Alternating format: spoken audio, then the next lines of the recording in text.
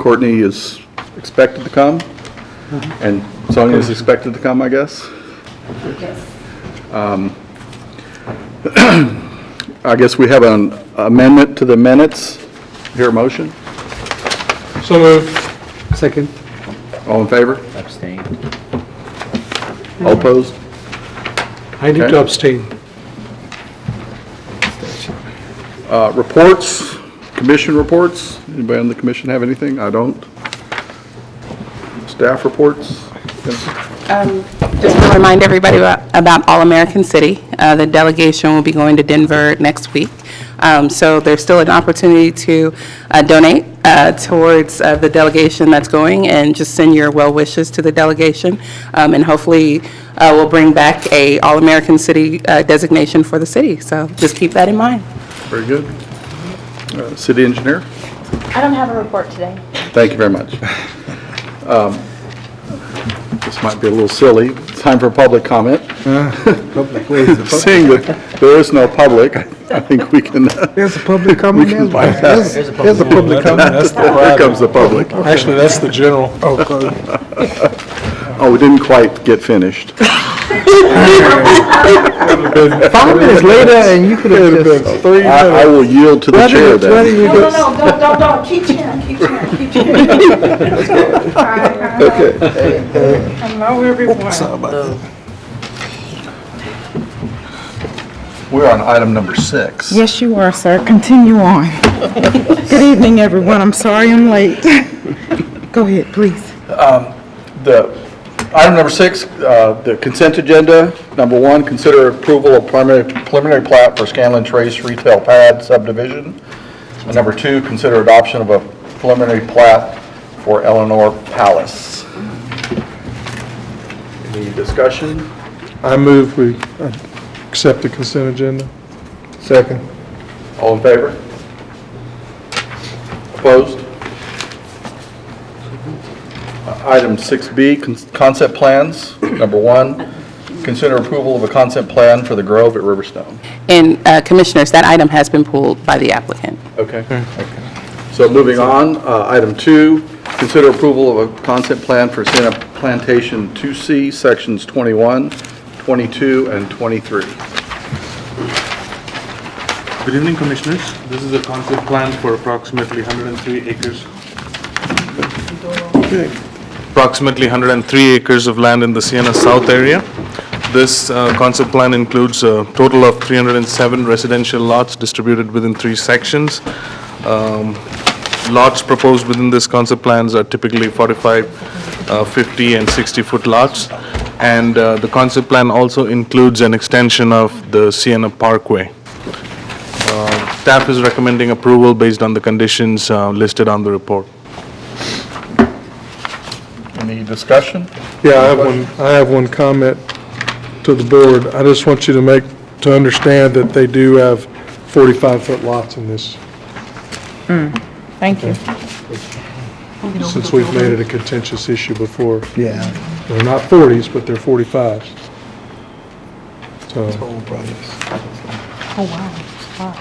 It's a Toll Brothers, isn't it, the building? okay, that's all I have. So based on this, they've about almost a third of them are Third of them. 45s.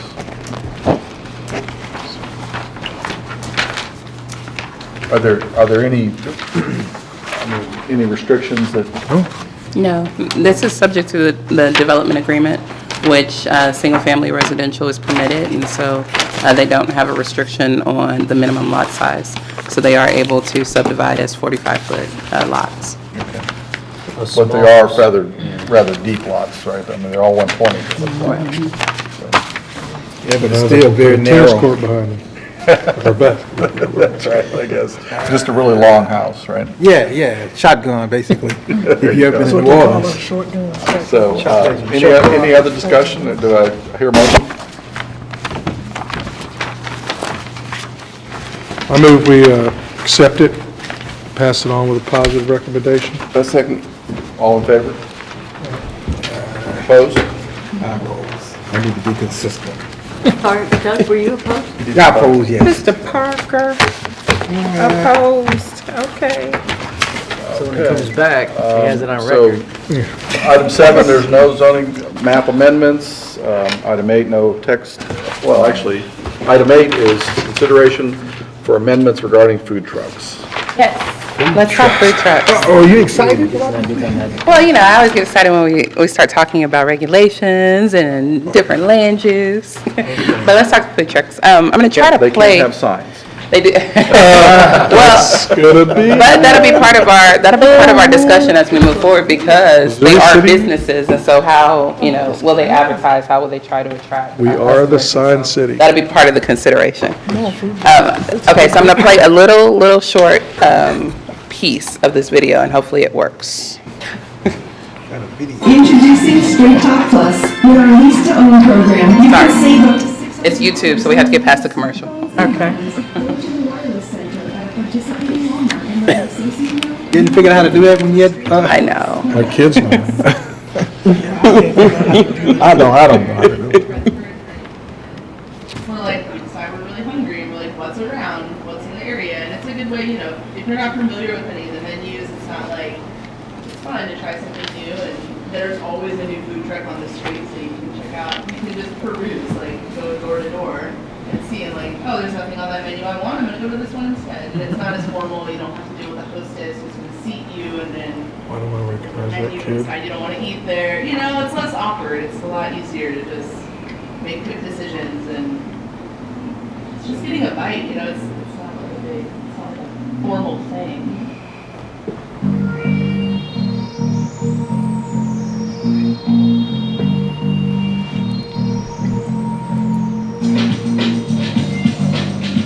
We'll do it.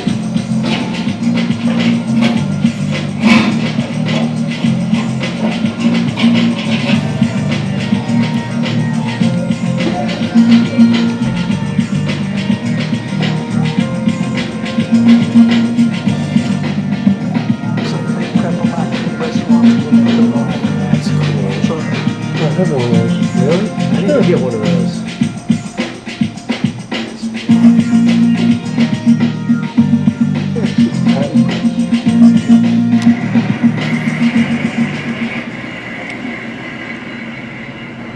One of the first things I used to tell people that new trucks that came online here in our community was, you know, be nice, be friendly, communicate with your neighbors, and you know, don't park in front of somebody's restaurant, don't park in front of somebody's business without consulting with them first, you know, that kind of thing. And that's been part of, you know, I've been in the restaurant business for 25 years, so I know how hard the restaurant business is in and of itself. And, you know, when I started this business, I knew I didn't want to step on anybody's toes, you know. I didn't want there to be pushback against food trucks, and on a bunch of different levels, you know. I wanted to do a great product, I wanted to be clean and safe, I wanted to be friendly and inviting, I wanted people to be excited about when you came. And to do that, you have to be a good neighbor.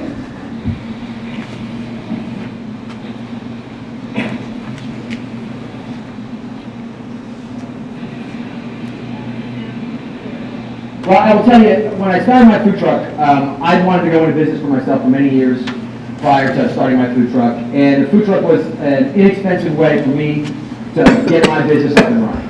Where I come from, not every town had a little burger shack. I thought we needed something like that here in Durham. My favorite part of working on the food truck, though, is my direct communication and interaction with my customers.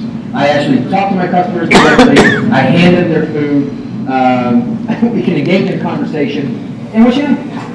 Nick? I got another Nick up there. What's your last initial? A? You sure about that?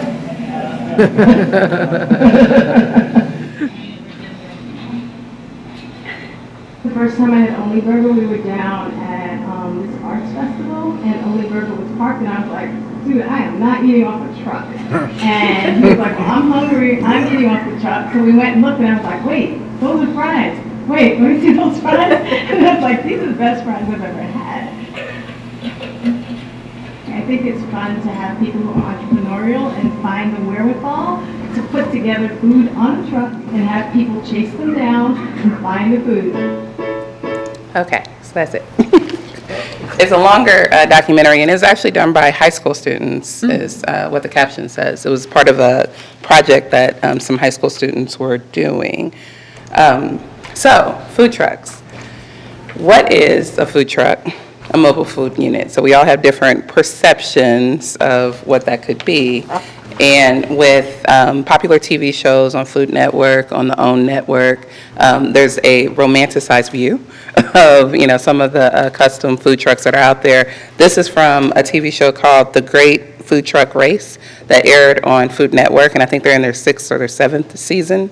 And so this was the Guava Tree Truck that's based in the Dallas area, and they competed on that reality show. Austin Daily Press, I don't know if anyone's familiar with them. They're a pretty popular sandwich food truck. They have like a permanent location, and then they also do go around the city into different places, but they also competed on that show. And then we have a local, the Lone Star Chuck Wagon, which is a barbecue food truck that also participated in that show. So I think, you know, the conversation around food trucks has largely been, you know, imagining these types of food trucks and wanting to provide opportunities for these types of ventures within a community. So food trucks could also be these in some people's minds. And so, you know, you have the whole gamut of anything with wheels, anything that's mobile, from the barbecue pit that somebody could roll out and set up shop somewhere, to, you know, all kinds of, you know, things that we've seen on the side of the road that sell food products to the public. So for the commission, there is an interest that's been expressed for the city to look at allowing for food trucks to operate within the city. I have a slide later on. Presently, our regulations, we only allow for food trucks or mobile food vending opportunities at construction sites. It kind of falls under our prohibition of the use of temporary buildings, which are prohibited except for construction trailers.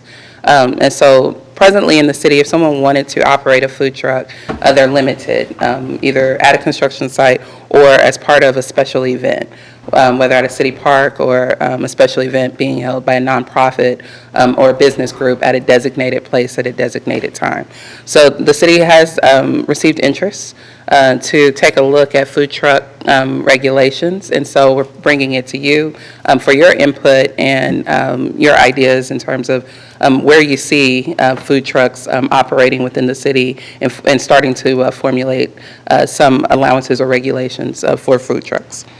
So thinking about where could food trucks locate, you know, we've seen them throughout the Houston area. You know, they tend to migrate where you have higher populations. So whether it's an office park, whether it's a sporting event, you know, they tend to try to cluster around those types of venues for attraction. Also, you know, looking at streets along, you know, a public street or along, you know, a private street, carving out an area within a parking lot, in a shopping center parking lot, or at a public park. So what are we asking you all to consider is some of what you guys just started talking about with signs. You know, we still have signs fresh in our minds, but they're a component of, you know, a lot of what we do with planning and zoning. But when we're thinking about food truck regulations, thinking about one, you know, should the city provide regulations for food trucks? You know, is there a need for it? What are some of the concerns or, you know, pros and cons for doing that? But then considering too, because we have zoning, because we have you know, certain land use restrictions, where should those food trucks be located within the city if we do allow them? Should they be located in certain proximity to residential districts? Should they be located within residential districts? You know, what are some provisions there? Proximity to food service establishments. I know that you all hear from the public, as we do, the issue that we have with trying to attract and maintain, you know, restaurants, sit-down restaurants. So opening up the regulations to allow for food trucks, what might that do to our attempts to try to attract restaurants into the community? And how can we allow the creativity of food trucks, but not kind of sabotage our efforts in that on that front? Location and method of disposal. People are congregating at food trucks. What happens to the trash that's generated from food trucks? What happens to if people are sitting and eating, around a food truck and have to use a bathroom? What are the provisions in place in order to account for those types of issues? Location of seating areas. If someone goes and carves out a spot in the parking area and provides a seating area within that parking area, what kind of issues do we have, thinking about like the Lowe's shopping center or the Kroger shopping center, and someone setting up a food truck in those parking lots, what kind of provisions should be in place to protect the customers and also other people utilizing that space? Amplification of sound. We know when people start to set up and they want to attract attention, putting speakers, on the food truck or trying to maximize their presence, or even just playing music as, kind of ambiance, for the food truck. What kind of considerations, should we think about in that regard? Odors, barbecue has a very strong smell, and some people enjoy it, some people don't. But, thinking about the smells of a food truck and its mobility, what kind of provisions should we consider in that regard? Lighting and signage are also, and I put this picture on there because you see the feather flags that are on there that we prohibited in our sign ordinance, but thinking about, the temporary nature of a food truck, what kind of temporary signage, measures may be employed in order to attract attention to that kind of facility.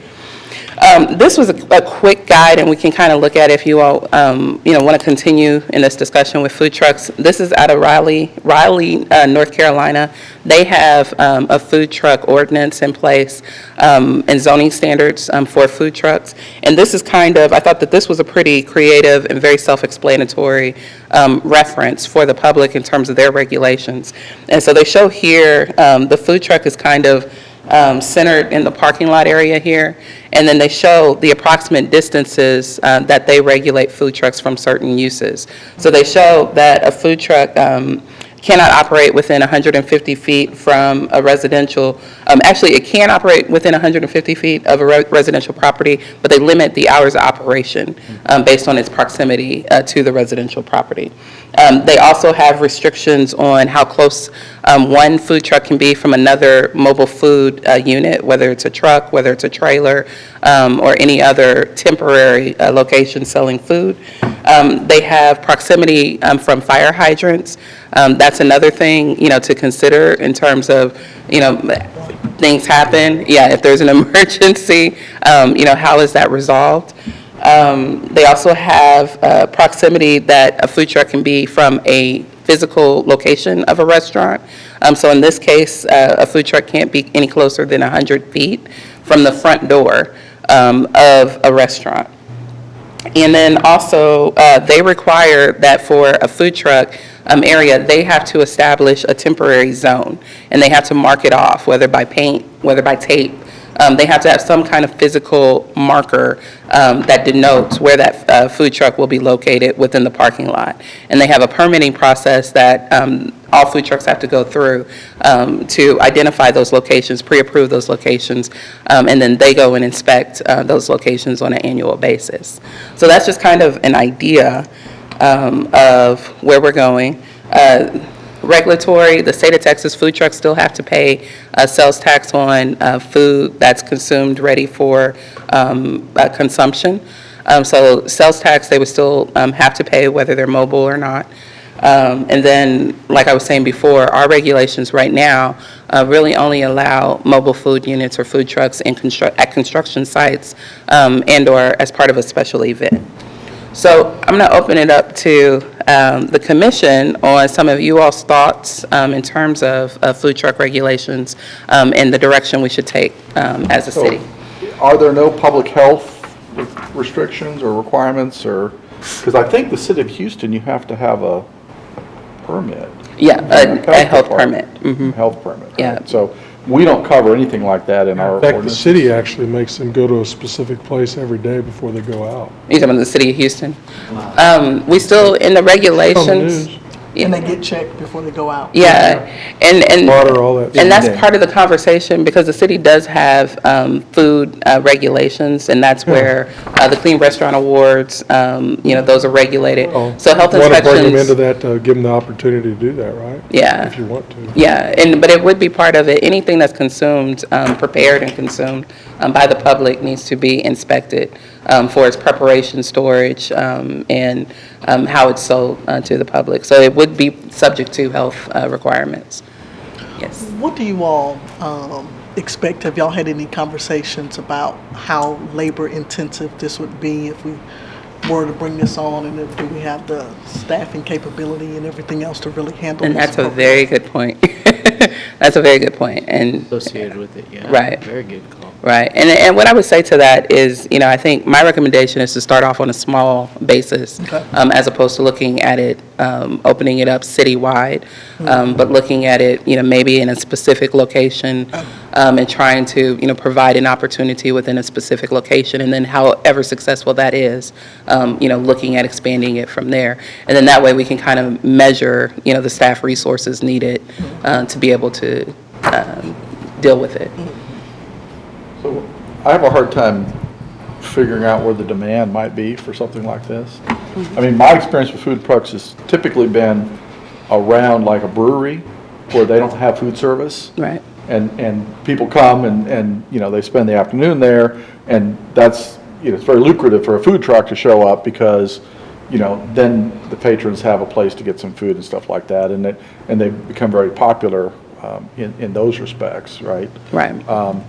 But, other than organized events where, like they have the food truck fair or the thing that Houston has downtown every Wednesday, I think, or something like that, I don't know what they call it, farmer's market kind of thing. I guess I might have a hard time picturing where the demand would come from for Well, this. the question is where is the inquiry coming from? Are we having inquiries from businesses in the area want to have sidebar food trucks like some of the ones do up in Yeah, Houston, or? We do, and it's, it's a range of what their capabilities actually are. We have some that, just want to set up a barbecue pit, in a shopping center parking lot. We have that already. Mr. Grady did that for years, if everybody's been here long enough.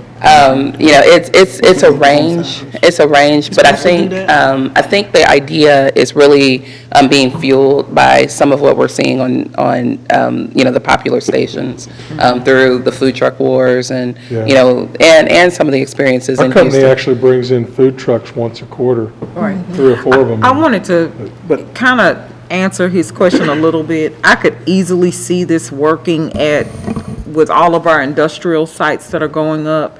It's very, very popular at those types of locations, warehouses and stuff. They bring them out. Even in an office building that I used to office out of, they brought them every Friday, and it was an awesome experience. So I could see that being part of the need, possibly. Okay. But, Well, two more points, and then I'll let y'all take off with it.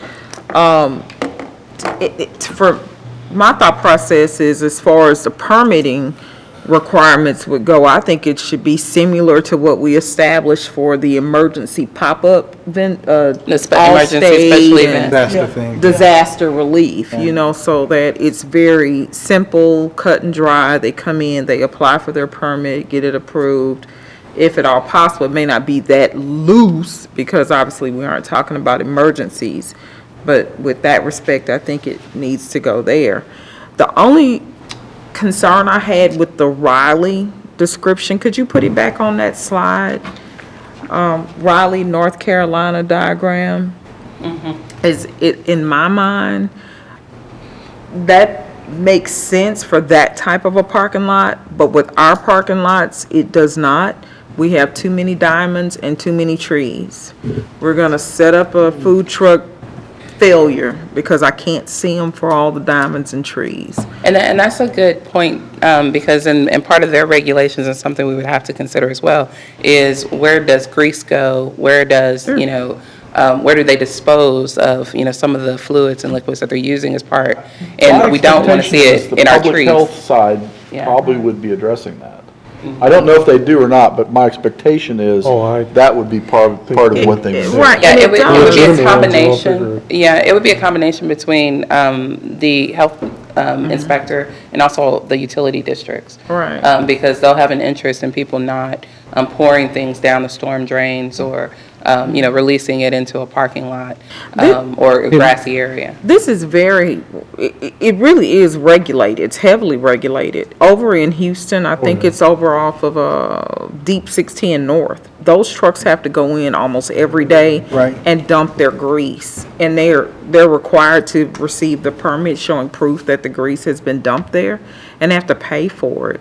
So I'm pretty sure some of our permitting, well, they pay for it, but. But like Courtney was saying, do we in fact have the personnel or the resources to do something like that? And what about the impact on present restaurants? I agree. That's what I would look at. Right, but. And I don't know if that's measurable right now, but what impact would it have? I mean, a food truck in the Raleigh situation, right in the parking lot of a restaurant. Well, I mean, within 100 feet.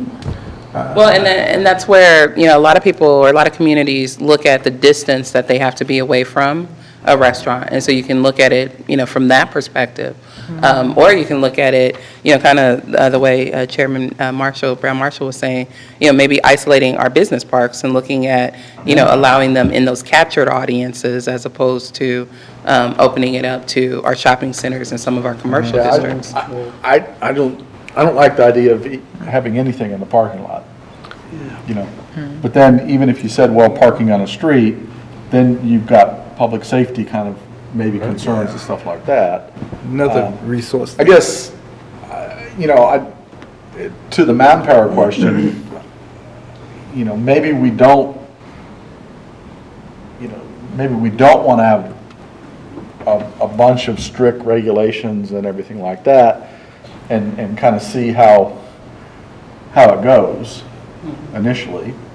Kind of keep it lightweight if we can. Go from what we have today, which is basically none, to something that allows, somebody to basically open a new business, right? I mean, that's what we're talking about here. It is just another restaurant, right? It just doesn't have the same Restaurant on wheels. amenities, right? 150 grand to start, I think. So, and lower startup costs, and so the potential for actually increasing the number of places where people can choose to eat could be there versus, traditional sit-down restaurants, right? I mean. I think it's brilliant. It's, in fact, if you visit Austin has separate enclosures just for food trucks. And you look at the next generation, the millennials, as you call them, they love food trucks. So if you really want to go to the next generation, they're all in a row. There are two kind of people who like food trucks. One are, like you mentioned, where day-to-day, where the people go to work and stuff like that. And the second are the younger generation. You have this concept of chasing where food trucks are each time, each day. They post online, okay, the truck is out here, then they go eat there.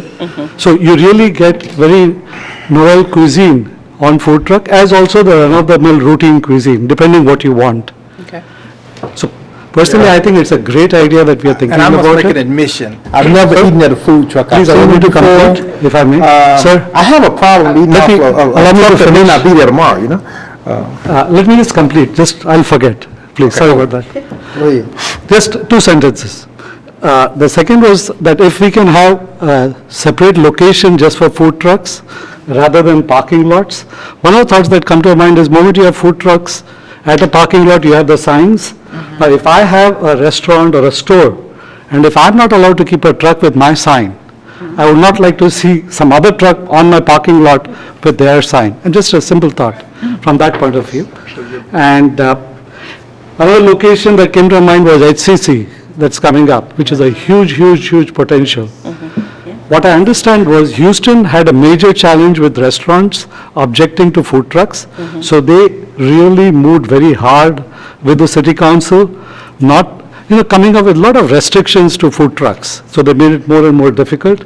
Only last couple of years, they have let it go and gone easy on food trucks. Right. But I think it's wonderful. Yeah. Very good, thank you. So all yours. Oh, no, The only no, thing I had a concern about was, and you saw it on the little YouTube video, is the generators that they had to get the power associated with that. The noise associated with, is the only concern I was thinking about. Because I don't want to hear a generator running. But if it's in a designated Then area. don't and go so eat on. at it. That's true. I've never seen So one if you keep the external like that. distance- I've seen them self-contained Yeah, on if you keep the truck. If you keep the distance, But it's noise. and you still got your noise reduction ordinance. Well, but that's to consider through regulation. So right now. Talking about more of a nuisance Yes. as opposed to a. Yeah, we don't have like a decimal level if you're outside of the industrial district. So it's really broad in terms of, what those standards are. Yeah, So- but we don't control the industrial district. We do by zoning, but we don't control it once they build it. We have performance standards, so they still have to meet certain, they can't exceed certain decimal levels of sound, Right, but I mean, as odor, far as yeah. utilizing that space Yeah. to do things in it, do we control that with other ordinances? Well, the industrial district is probably our widest ranging, in terms of use. So pretty much, most all uses except for residential would be permitted in industrial area. Food truck stuff I saw was when I was in Tucson a few years ago, and they had a couple of different groups. They had the bandit guys that they complained about, but they had a group that did similar like you're saying, where they kind of have their set spots, but you never know which one they're at. And they may be at a church one day that lets them go. They'll be somewhere else adjacent to a ballpark or a sports field or something, and people chase them. And it was, I went with some younger people, and it was fun. It was interesting. Recapturing your And- youth? And I can tell you, well, they were driving, so. Oh, okay. So, the thing is we need to be progressive to allow that somehow into the city. I'm sure other places around here are going to allow it, and will generally deal with it in some respect. And I think the comments on the video are right, is, look, I'm a restaurant guy too, I'm not going to try to fight someone, but yeah, we have to have some regulations in there for the people who don't care, Right. the bandit ones or whatever. I'm going to tell you that up in town, that regulation hit all the vendor trucks too, not just these food trucks. Right. To me, a food truck's way different than the ones that come to the construction sites. Roach coaches. Yeah, thank you. Completely different business. Completely different, all their stuff, a lot of it's prepackaged, there's a few things they make. But, the fact of the matter is permitting these, and the people that are serious about it are gonna follow the permits because they want people to see that they're legitimate, they're doing what they need to do to serve something decent at a good price. Yeah, and that's an important distinction to make the vendor Yeah, trucks. the vendor trucks are Yeah. out of control because Houston's pushed them all out of town. and Yeah. They're all out here in the suburbs, and they're everywhere on all these sites. In fact, on some of the developments we've worked on, we've actually been asked by the developer, we don't want them in here, so, because they just create hazards and a mess, and they don't look good for people prospectively buying lots and things like that. So, one thing to do is, we have stickers and stuff, I know that we put on places as far as the permitting goes. If we just run it like our normal permitting, and it has to be scheduled and things, I think we could work in, that we could affix our permits to certain trucks that have gone through it. I think, I'm not saying it's that simple, but it would seem to me that we'll do just like Houston, we'll just give them another sticker. Just like a tow truck, they got 15 stickers on it that shows they're permitted and licensed to operate in whatever area, so. But I think we need to be progressive because we have an aging population, but we want to draw the younger population here as well, right? Right. To keep regenerating the city, and I think we just need to find a way to work through it. I was just thinking about that area off of 90A by Cravens Road, that big empty lot right in front of that landscaping company. Could you imagine a truck stop there? That would be neat. I'm hungry. It's not near, but it's not near anybody. No, but you got 90. Well, you have Park 890 that's under construction. Right, Yeah. eventually. Yeah, You can bowl it right in there. yeah. But if you make it where people can go when they get home from work in the area in specific locations, Yeah. or food truck courts or whatever they call them, I think that's a good idea too. Yeah. So our recommendation is for the commission to call a public hearing, and then we can bring back to you some information and possibly draft regulations to start to consider. Is there anything specific that the commission wants to receive regulations on?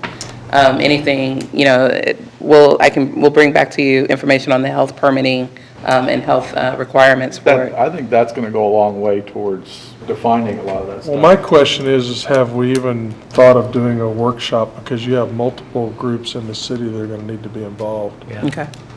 I mean, I know you need to bring it to us because it needs to be an ordinance, right? And tied to I zoning, think but, you're right, buy-in is but, you know, somebody from public safety and obviously, and someone from the health services, and then you guys, and then Code enforcement, maybe even, yeah, the code enforcement. To me, it just seems like that would be a valuable workshop to Okay. talk through it. Plus, with examples like you said, and things that people doing around the area. What has the city of Houston done? We all know it's maybe way over the top for us, but is that a model in other places? Sure. And then maybe even bring in some food truck people? And I was going to ask that. We've done that before with Right. other businesses in the past. Right. What do we do that for? Signs or Signs. awnings or something? let you taste it. I said awnings, didn't I? Sorry. So, Yeah. I mean, I don't know if that's something to do. We or we is can that- definitely reach out. We need to get, that perspective. It might answer, some of the questions in terms of demand, and kind of what goes into the business planning, for that model, and seeing, if, as we're talking about like specific locations, if that's something, that is even, doable for them, for this community. Sure. So we can definitely reach out and see if we can get some input from some businesses. Yeah, I mean, even bringing in a brick and mortar restaurant guy versus a food truck guy, or someone even maybe has both, and could tell you the value and what it brings to them, what they, I don't know. Sure, Bernie's Burger Bus. Who's that now? Bernie's, yeah. Bernie's. So we need a motion They have to both. to generate a report and call a public hearing? Yes. One more question before you do that. I think I remember at the Winter Festival, we had a couple of. There were, yeah, at Snowfest. Snowfest, yeah, I Yeah, remember and most of the special events, you'll have food truck vendors that participate with that. And, they participate at the parks, for different special events. The upcoming July 4th event they're planning for, food truck area. And that'll be also something that we can use, as an example, Right, looking because at. if the health people are driving that one. Right, exactly, That may have to, battle may be already there. yeah. That's fine with me, I'm Okay, good for so it. you need a motion. Is there a huh? motion? Yeah, so I guess I'll move that we'll call for a A public hearing. Second. All in favor? Wait, I have discussion. Just one quick question. I thought you wanted to do a workshop. Well, I asked about the workshop. I mean, is that part of the public defer the hearing, public or is hearing it? and then- I think we How do you leave it wanna to do it? staff to decide if that's. Yeah. Okay. If we need We to do can- that, or if we yeah, can do it on public hearing. Yeah, we can pull a workshop together, and especially if it's internal staff, pulling a work group together, and possibly either doing that before your public hearing, or we can do it after. Because keep in mind, on this tract, if we're making zoning text changes, we have a preliminary report and a final report, Right. and you can call public hearings, within that timeframe.